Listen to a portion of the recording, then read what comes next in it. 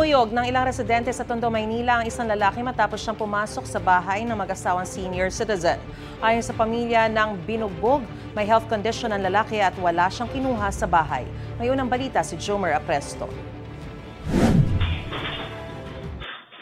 Kuha sa CCTV ang pagtakbo ng lalaking naka-violet sa bahaging yan ng Benita Street sa Barangay 186 Tondo, Maynila, tanghali nitong November 2. Ang lalaking tumatakbo galing daw sa bahay ng isang mag-asawang senior citizen. Naabutan daw sa Benita Extension ng 29 anyos na lalaki at doon na siya kinuyog ng mga residente.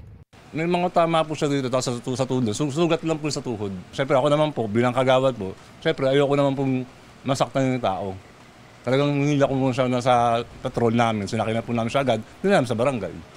Ayon sa barangay, agad naman daw nagtungo ang pamilya ng lalaki at ipinaliwanag sa kanila na nagkaroon ng health problem ang lalaki mula nang maghiwalay sila ng kanyang live-in partner.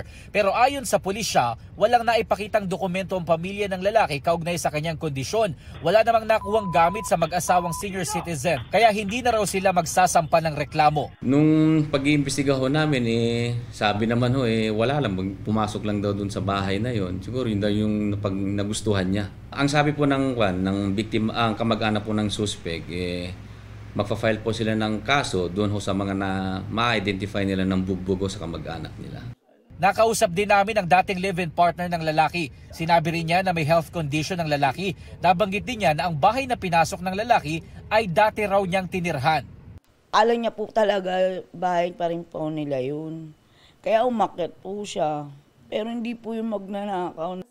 Ito ang unang balita, Jomer Apresto para sa GMA Integrated News. Gusto mo bang mauna sa mga balita? Mag-subscribe na sa GMA Integrated News sa YouTube at tumutok sa unang balita.